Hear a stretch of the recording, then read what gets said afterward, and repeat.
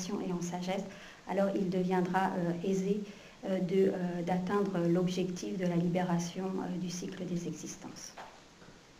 Libération, sans ça, très facile après. Si on a ces trois, alors ce sera très facile de se libérer. Il n'y a plus qu'à.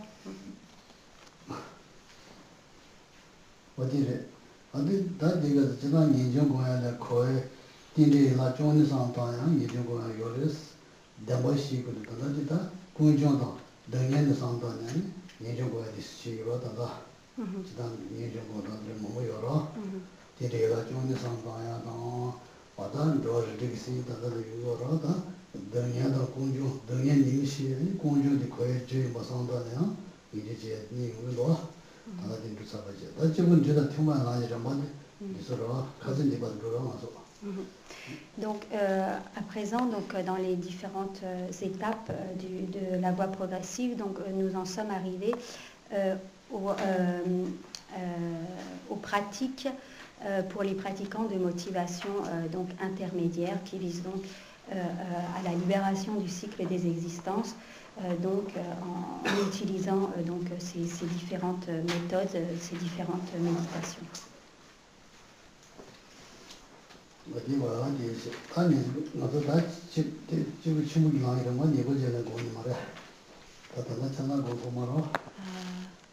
Tanda Chanchou qui sonne là.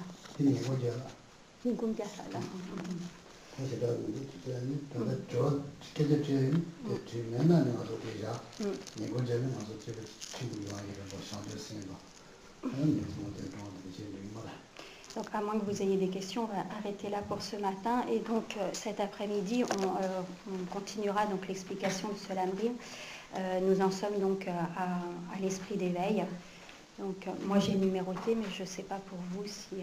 c'est page 3. Enfin, sur le grand, c'est page 3. Ça commence par l'esprit d'éveil et l'axe central de la voie du grand véhicule. Donc, on commencera là. C'est pareil. Et voilà.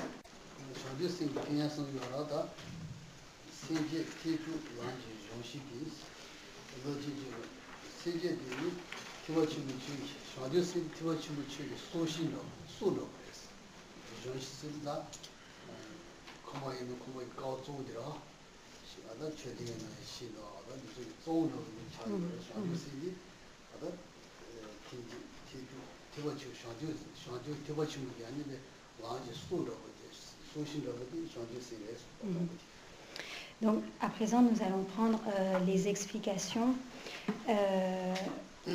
concernant l'esprit d'éveil, donc la strophe concernant l'esprit d'éveil, qui est décrit comme l'axe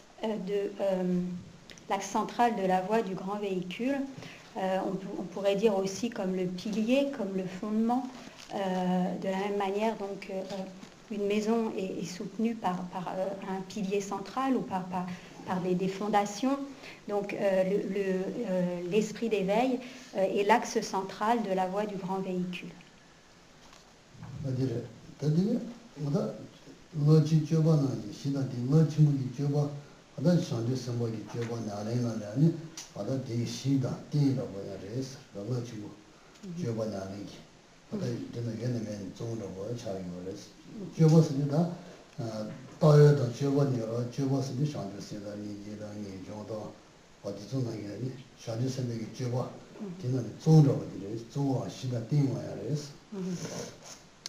Donc cet esprit d'éveil est comme un pilier, comme un support de toutes les vastes conduites, de toutes les activités des bodhisattvas.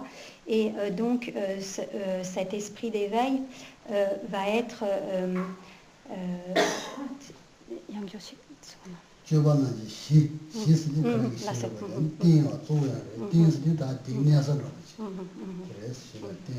donc cet esprit d'éveil est comme la base, comme les fondations de toutes les vastes conduites des bodhisattvas et donc des deux sortes d'accumulation tout entière. Donc toutes les pratiques vont avoir pour fondation cet esprit d'éveil, elles vont toutes être accomplies sur la base, sur le support de cet esprit d'éveil. 어다 손니께는 선지 지도로서 손이나 예시에서 선나 손니기 어다 선지 고만토에 저거는 선지 세디비 선지 지에는 자몽 세디 주도요라 선지 지시 자요 이 시스무 자도 세디 주도요 선지 세디 그나지는 선지 세에는 어다 초도도 선나가 예시 초 창조 선지 고만토에 저래 이 선지 지도로서 Et donc cet esprit d'éveil, lorsqu'il est donc développé, il va servir de base à l'accumulation de mérite et de sagesse et il va permettre de transformer toutes les activités en cause pour atteindre l'état de Bouddha. C'est-à-dire que sur la base de l'esprit d'éveil, donc toutes les activités vont être comme transformées comme vont devenir des causes pour obtenir l'état de Bouddha.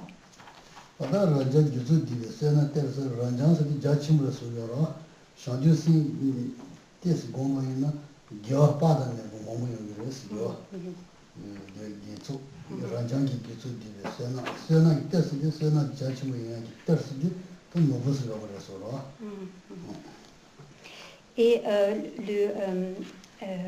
cet esprit d'éveil est comme un joyau qui va permettre d'accumuler un très grand nombre de vertus. Donc, méditer sur l'esprit d'éveil ou pratiquer avec cet esprit d'éveil, sur la base de l'esprit d'éveil, va permettre d'accumuler un très grand nombre de racines de vertus.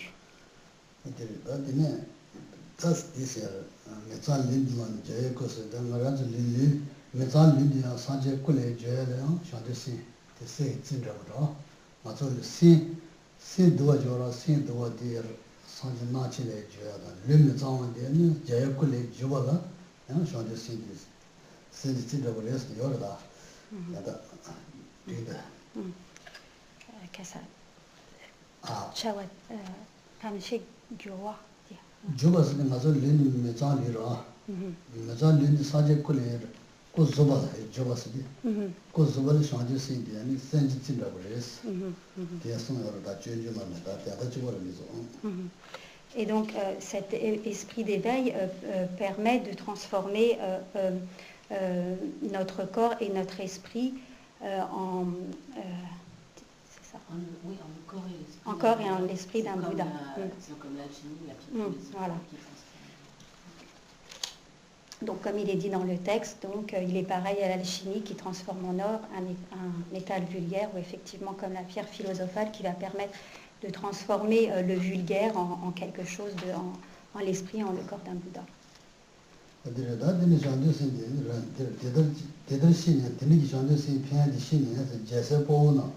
자세 전에 상관하는 보수요 보고 명문의 보고는 보고나도 레진 신주 특단 티는데 전주 신을 무지기 바다가 냐는 조제고요 전에 상관없어 아니 제가 제가 티는데 바다 냐는 나는 되지 전서 되지 제시스 냐는 나는 단지 조전지 정자고. Et c'est pour ça, donc, sachant cela, les bodhisattvas, donc les fils des victorieux, gardent précieusement, considèrent comme très précieux et gardent au plus profond de leur cœur ce sublime esprit d'éveil. Et donc, Tsongkhapa dit, moi-même, j'ai pratiqué ainsi, donc je vous exhorte à faire de même.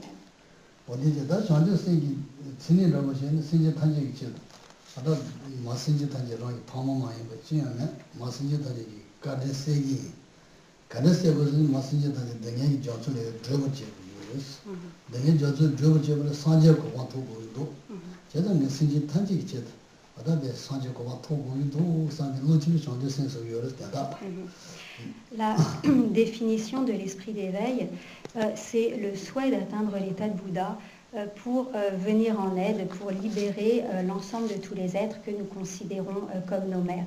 Donc, considérant toute la bienveillance que les êtres ont eue envers nous, les considérant tous de manière égale comme nos mères comme étant aussi bienveillants que notre mère de cette existence, nous développerons le désir de leur rendre cette bienveillance et ainsi donc nous développerons l'esprit d'éveil. Donc nous allons développer ce désir, ce souhait d'atteindre l'état de Bouddha pour être en capacité de venir en aide de manière optimale aux êtres. Et donc c'est cela la définition de l'esprit d'éveil.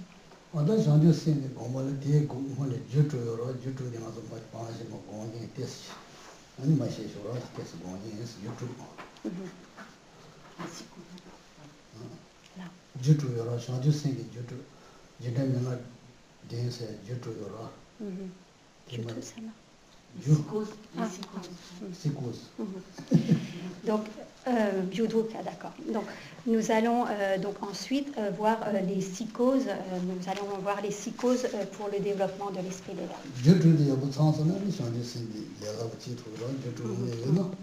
Et si nous pouvons rassembler ces psychoses, alors nous pourrons aisément développer l'esprit d'éveil.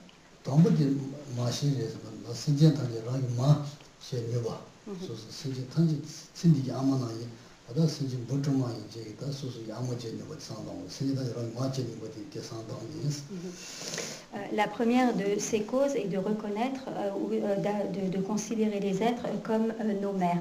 Donc lorsque l'on dit les êtres, c'est vraiment l'ensemble de tous les êtres, même le plus petit insecte. Nous les considérons comme ayant été au moins une fois dans nos vies passées nos mères. Donc nous allons méditer sur ce point. Donc tous les êtres, appréhender tous les êtres comme nos mères.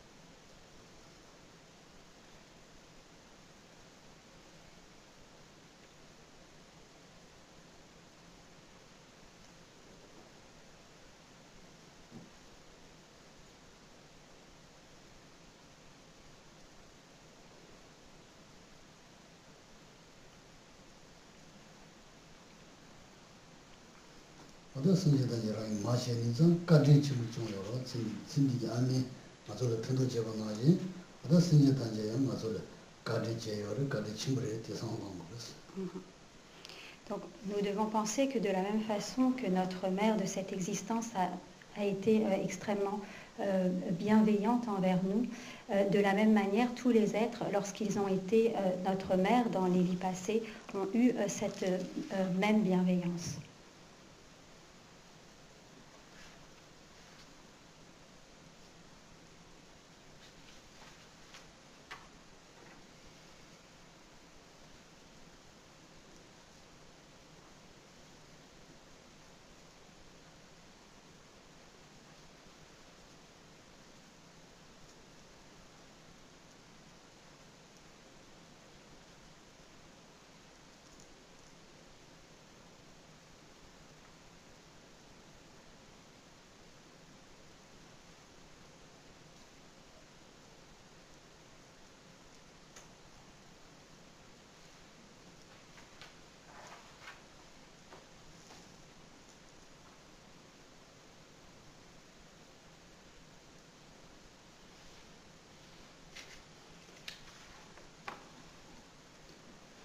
다 전제 수리다 마시 전제 수리다 신지 수수 아무 레피도 제가 수수 버 전제 고기로 어디나 신지 단계 내가 저거 제기 인상 같이 전제 될 상황이 Ensuite, nous avons développé le désir de rendre cette bienveillance à tous les êtres, nos mères, et donc développer le désir de les libérer de la souffrance.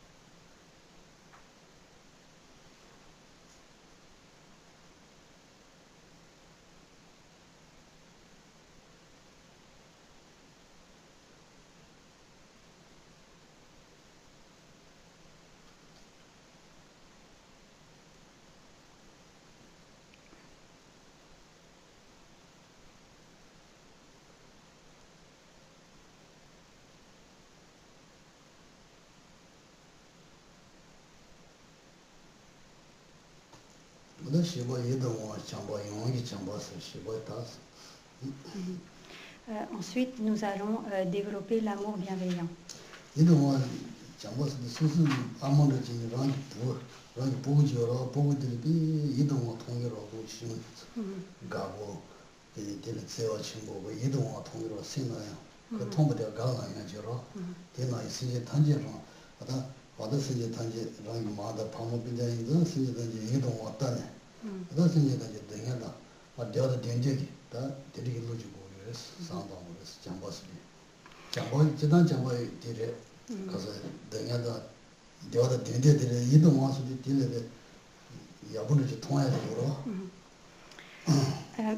Lorsque l'on développe l'amour, la définition de l'amour, c'est le souhait que tous les êtres obtiennent le bonheur. Et lorsque l'on développe cet amour bienveillant, c'est un type d'amour qui est semblable à la manière dont une mère voit son enfant. Elle le voit, elle l'accueille avec beaucoup de sollicitude, et le fait même de voir son enfant de manière spontanée, un amour, une bienveillance se développe à la vue de son enfant.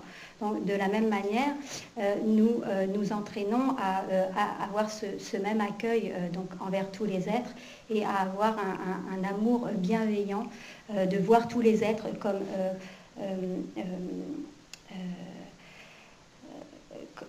comme des êtres que nous accueillerions de la même manière qu'une mère accueille son enfant, donc avec beaucoup d'amour, beaucoup de bienveillance.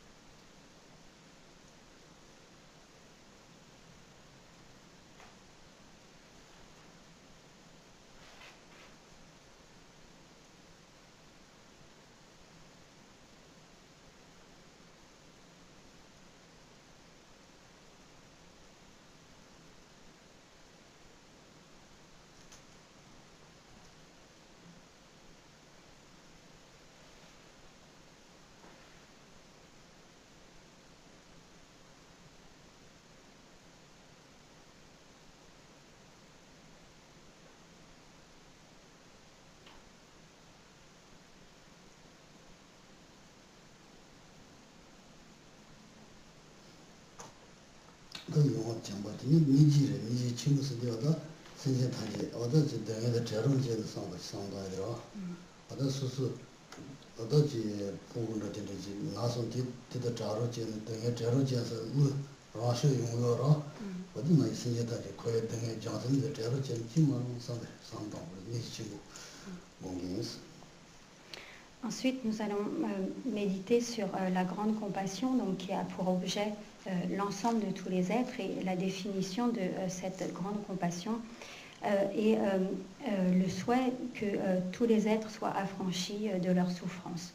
Et cette compassion doit prendre progressivement un degré d'intensité comparable à une mère qui verrait son enfant malade et donc qui souhaiterait de tout son cœur que son enfant soit guéri. Donc cette compassion spontanée d'une mère qui désire que son enfant soit guéri, de la même façon, nous allons nous appliquer donc à développer ce sentiment, cette émotion à l'égard de tous les êtres.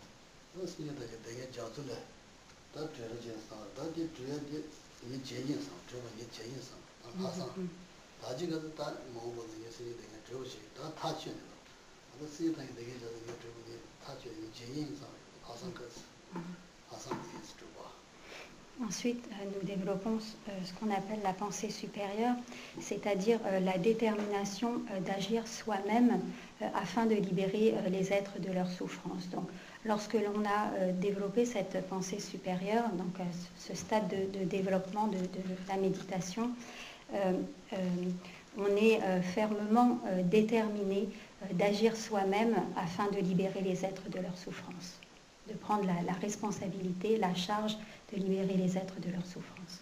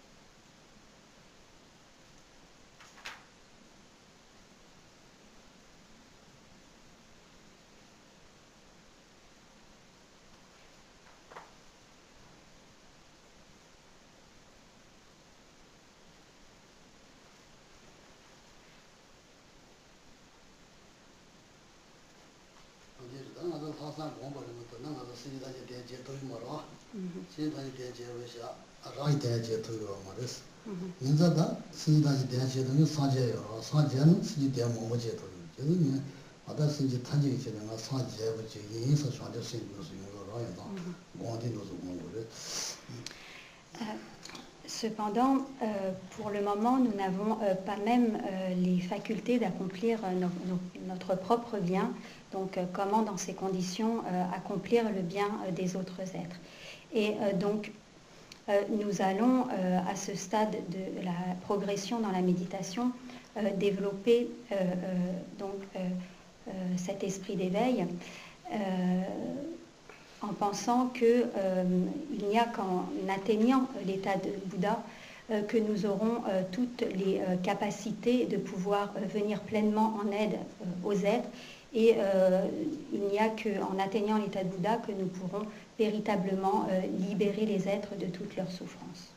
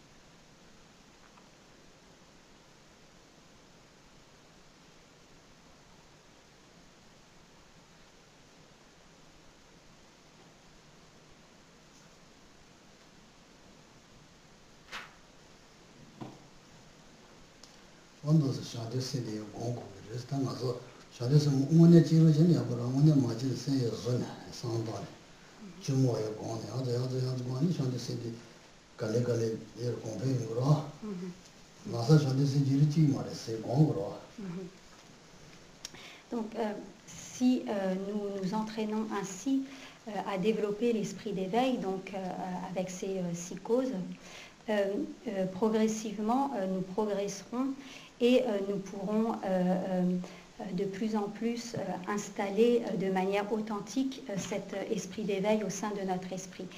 Pour l'instant, cet esprit d'éveil est comme artificiel, fabriqué par nos méditations, mais à force de s'y entraîner, nous pourrons progresser et développer véritablement cet esprit d'éveil. Donc il s'agit de s'y entraîner régulièrement et donc de méditer souvent sur cet esprit d'éveil pour progresser et pour enraciner cet esprit d'éveil.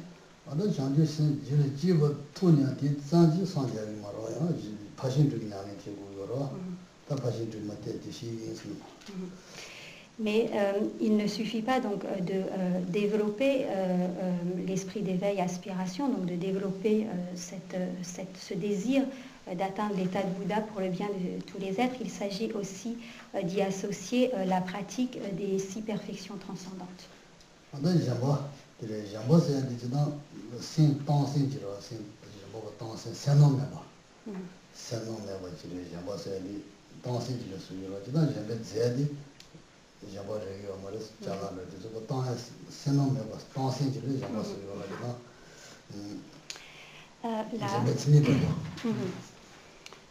La définition de cette première perfection transcendante, la générosité, se comprend dans une disposition d'esprit à donner, c'est-à-dire le don ne se situe pas au niveau, par exemple, de l'objet matériel que l'on va donner, mais de la disposition d'esprit de donner sans avarice, sans retenue, et donc de pratiquer la générosité avec cet état d'esprit de non-avarice, non-attachement.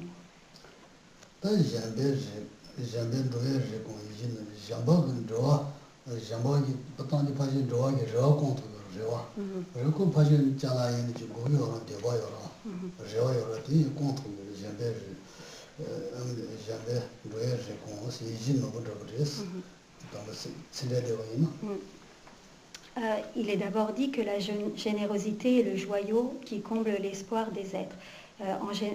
Effectivement, donc, lorsque l'on est généreux et que l'on fait des dons à des personnes qui ont besoin de ces dons, cela comble les espoirs des êtres. Donc, en fait, cette générosité est comme un joyau qui comble les espoirs des êtres.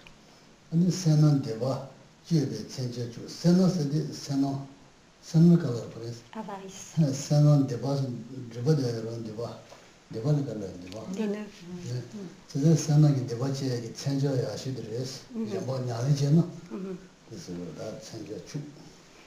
Et ensuite, il est dit que cette générosité est ce qui va trancher les nœuds de l'avarice.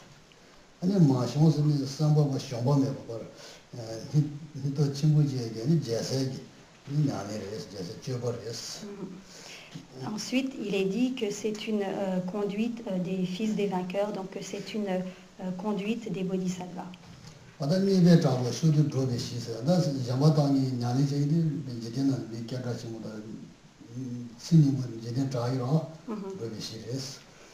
Également, en pratiquant les générosités, on obtiendra une bonne réputation, une bonne renommée.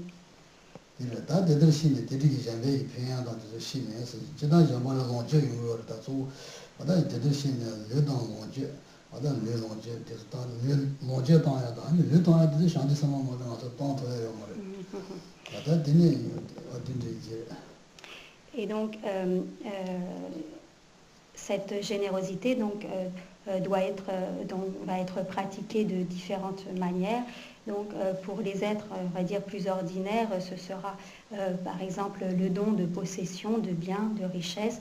Et pour les êtres avancés sur la voie, comme les bodhisattvas, il pourra s'agir du don du corps. Donc, pour l'instant, nous n'avons pas cette capacité, mais donc on peut offrir donc, le corps, les possessions ou les vertus.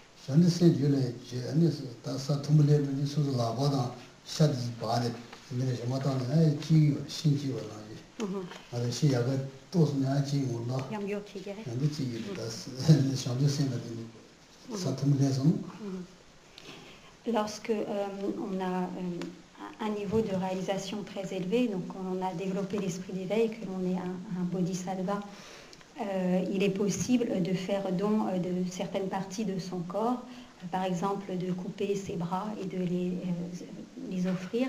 Et les bras peuvent repousser, donc les membres peuvent repousser suite à cet acte de générosité.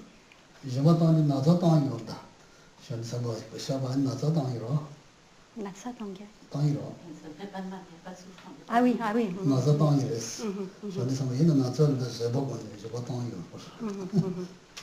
Et donc, lorsque les bodhisattvas donc, offrent cela, ils n'en souffrent pas. C'est comme si... Ah. Natsa Kandes. Natsa Tangi. Ah. Allez, donc, excusez-moi, donc, au contraire, donc, lorsqu'ils offrent ces membres, ils peuvent en souffrir, donc éprouver de la souffrance, mais comme ils ont grandement développé la patience, grâce à cette patience, ils peuvent supporter cette douleur.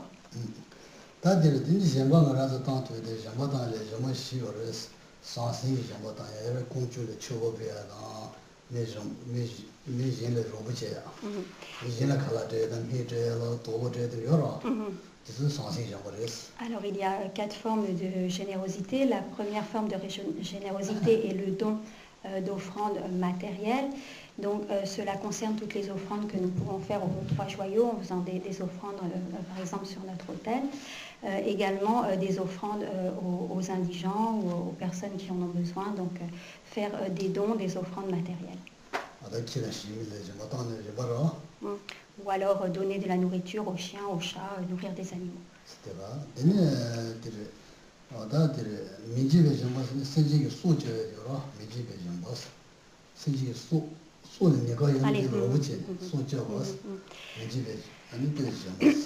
La deuxième forme de générosité est le don de la protection, donc protéger des êtres dont la vie est en danger, donc agir pour protéger la vie, pour les êtres dont la vie est en danger, c'est la deuxième forme de générosité.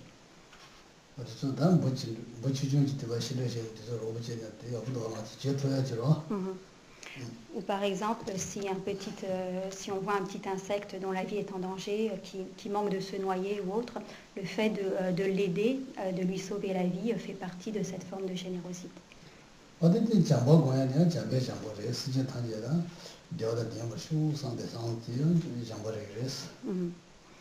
La troisième forme de générosité est le don de l'amour, donc le souhait que les êtres soient heureux.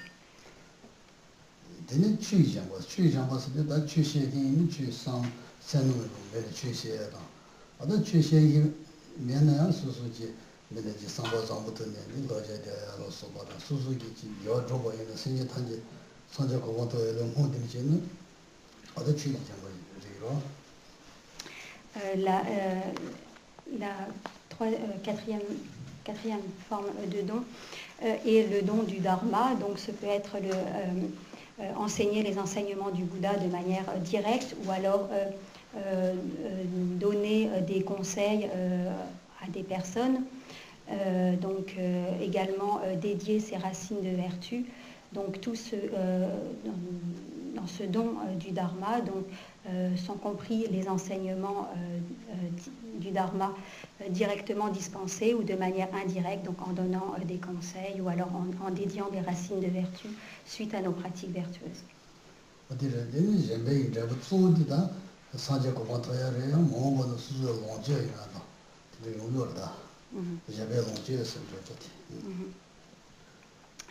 Le fruit de cette pratique de la générosité, donc la motivation est d'obtenir l'état de Bouddha et dans les vies suivantes, grâce à cette pratique de la générosité, nous pourrons obtenir un certain confort matériel qui nous donnera les conditions adéquates pour pouvoir continuer, poursuivre notre pratique.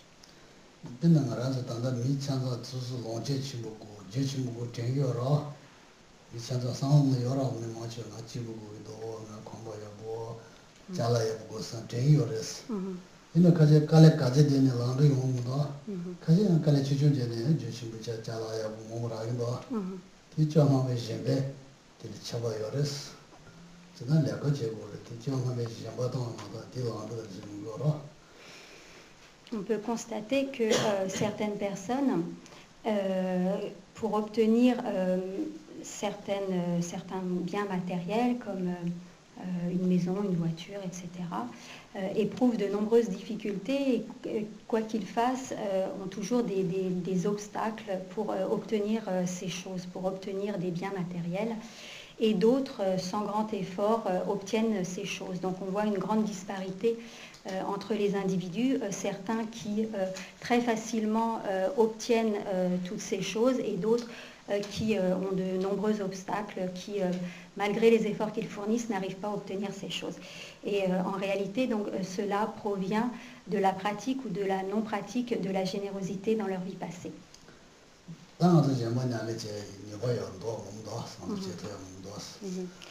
Et nous avons, comme les potentialités, nous avons la possibilité de pratiquer la générosité. C'est une pratique que nous pouvons facilement effectuer.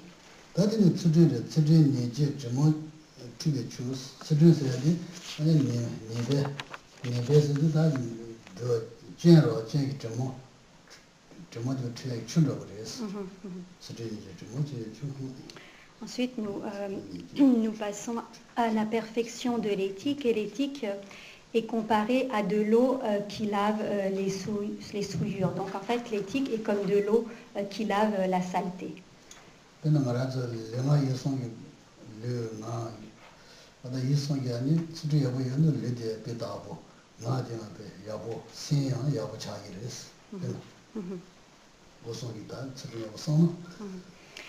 Si nous respectons bien l'éthique de l'abstention des actes négatifs du corps, de la parole et de l'esprit, et c'est de manière générale, donc si nous respectons bien l'éthique, cela nous permettra d'obtenir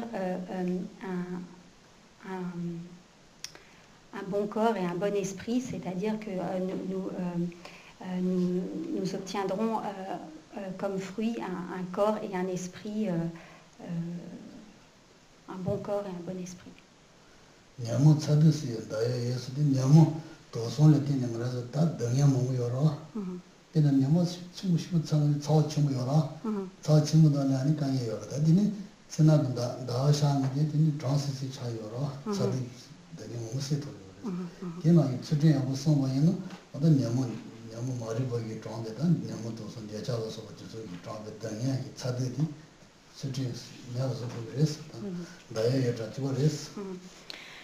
Ensuite, l'éthique est comparée à la lumière de la lune qui est apaisante dans la mesure où les facteurs perturbateurs de l'esprit sont comme une brûlure lorsqu'ils sont extrêmement forts.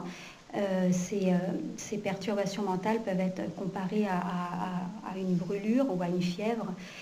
Et donc la lumière de la lune, l'éthique est comparée à la lumière de la lune qui va apaiser la brûlure des facteurs perturbateurs de l'esprit, qui va calmer, apaiser ces facteurs perturbateurs de l'esprit.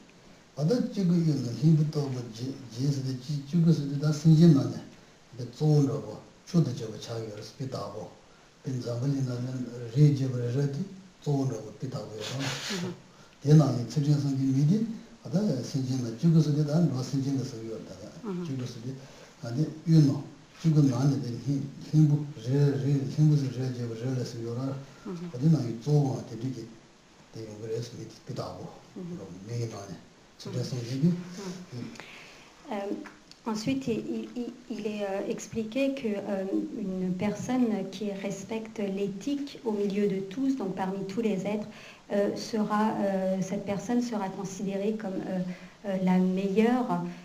Donc là dans le texte il est marqué, elle dresse au milieu de tous, telle une montagne, elle dresse sa magnificence. Donc ce qui signifie qu'une personne qui pratique l'éthique sera considérée comme une personne excellente parmi les autres.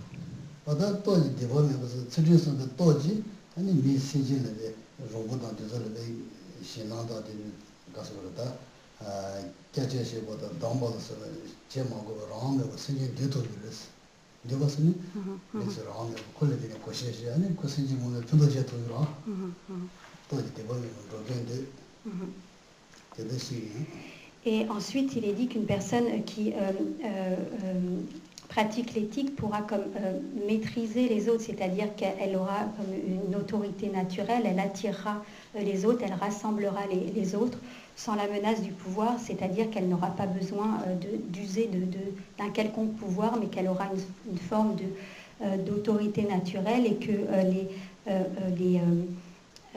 les activités négatives des autres n'auront pas de prise.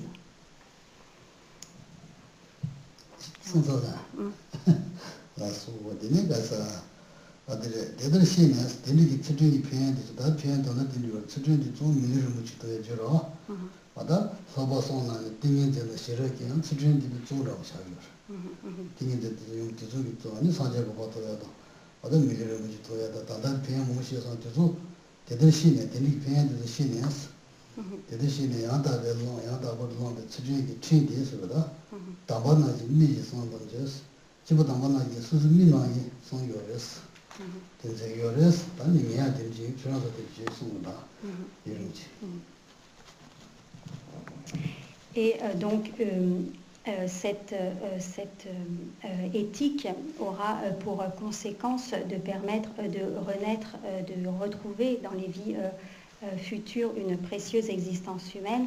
Et donc parmi les 3 entraînements supérieurs en éthique, en concentration et en sagesse, principalement donc la perfection de l'éthique permettra donc de retrouver une précieuse existence humaine dans les vies futures. 아니 미리를 못 토야 다 띵인들은 싫어보는 소리야. Dites-le. 이제는 그렇지. 아니 되네 이제 저도 담반나지 집어 담바. 제사 담반나 대대시네. 아주 진짜 표현도 시네 소리야. 지금 표현도 여부 시네. 이 담반나지 미리送这个人家对你建议，经常说对你建议就是对了。 J'ai oublié quelque chose. Oui. Simplement le fait de respecter Les engagements. Donc ensuite, voilà, sachant cela, donc je vais lire, les engagements moraux parfaitement pris, les sages les préservent comme la prunelle de leurs yeux. Et donc J. Sankara dit, j'ai moi-même ainsi pratiqué, donc je vous exhorte à pratiquer de même.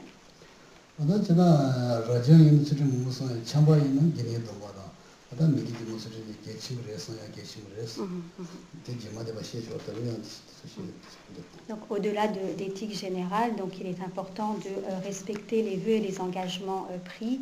Donc pour les moines et les nonnes, donc un certain nombre de vœux et d'engagements sont comme contractés, et de la même manière, donc en tant que laïc, tous les vœux et les engagements que nous avons pris, il est important donc de les respecter, de faire attention de ne pas perdre ses vœux et ses engagements.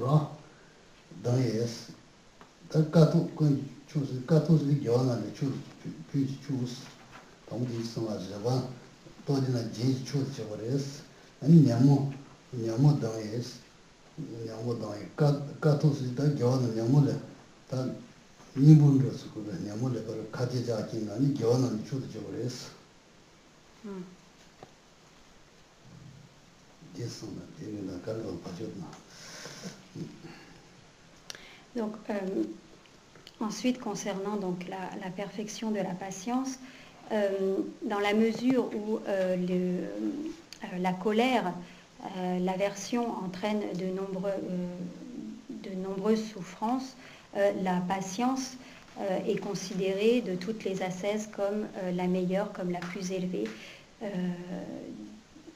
puisque c'est ça, donc puisque parmi les facteurs perturbateurs de l'esprit, donc la colère est celle qui entraîne davantage de souffrance.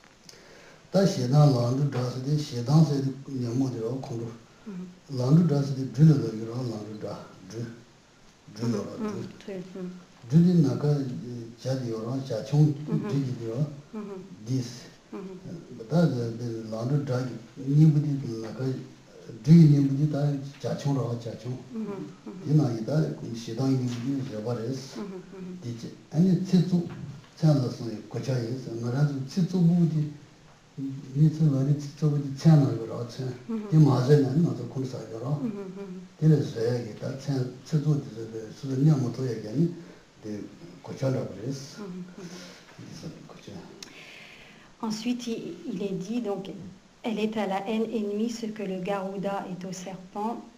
Elle est une solide armure contre les traits des propos blessants. Donc, en fait, l'ennemi naturel donc, du serpent est le Garuda.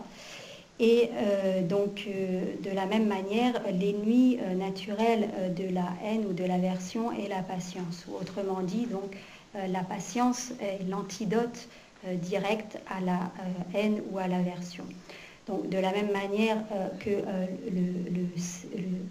le serpent, donc, que le Garuda est l'ennemi naturel du serpent, donc la patience est comme l'ennemi naturel ou comme l'antidote à la haine et à l'aversion. Et donc, elle est une solide armure contre les traits des propos blessants. Cela signifie que lorsque l'on a développé la patience, en quelque sorte, plus rien ne va nous atteindre, et donc même les propos blessants d'autrui ne nous atteindront pas. Donc cette patience sera comparée comme une solide armure contre les traits des propos blessants.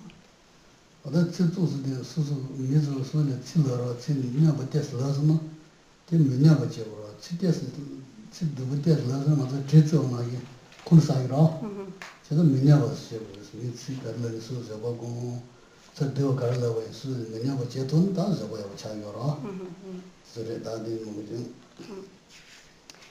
Donc, lorsque d'autres personnes nous adressent des propos blessants, donc il faut s'entraîner à la patience, c'est-à-dire qu'il faut dans un premier temps faire en sorte de ne pas répondre à ces propos blessants par d'autres propos blessants, et donc de s'entraîner ainsi à ne pas développer de colère ou d'aversion, mais au contraire appliquer l'antidote de la patience. 이제 다 되더라 시네 제초 제베초 고차라 제초 고차라 너무 누수지 고모제스 아다 제보지 제보 고야 지나 몸성에 와라 있어 제보 공다 아다 나보 누수 터 누수 그네다 군도 마사오지 신필에 양이 제보 공을 터시 시시 제보 계시므레스. Donc, il y a de nombreuses méditations à faire pour développer la patience, mais lorsque nous sommes confrontés à toutes sortes de situations qui pourraient faire développer en nous la colère, donc le conseil qui est donné, c'est de ne pas céder à cette colère, mais de pratiquer la patience, de s'appliquer le plus possible à la patience.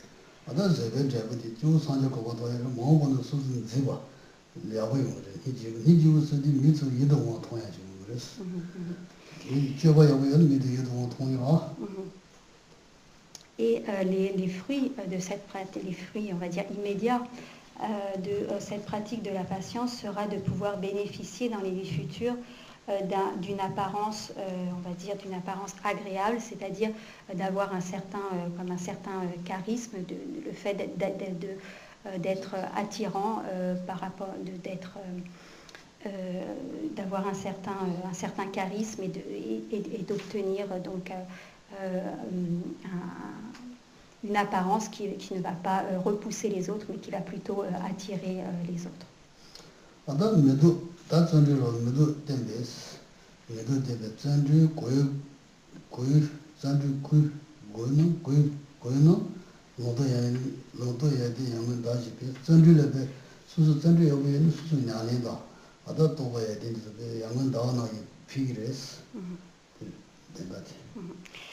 Ensuite, concernant donc la persévérance, il est dit que si nous développons la persévérance, alors nous pourrons véritablement progresser dans nos pratiques.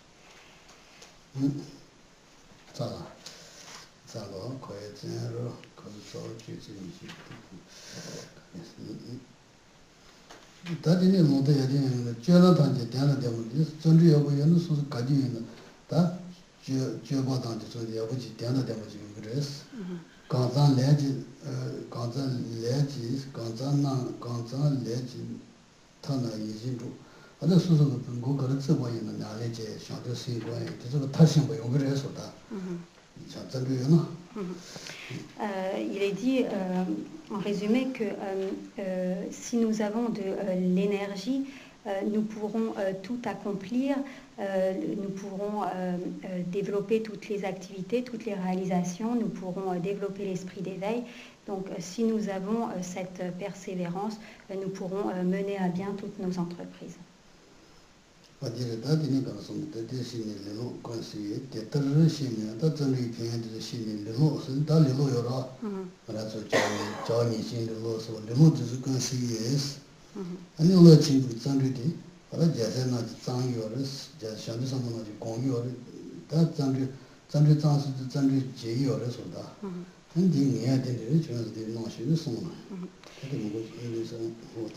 Et il est dit donc que les bodhisattvas s'emploient à cultiver donc cette persévérance, et que cette persévérance donc permet d'éliminer toute forme de paresse. Et de même que j'ai pratiqué ainsi, donc DJ Tsongkhapa, de même je vous exhorte à vous y appliquer également.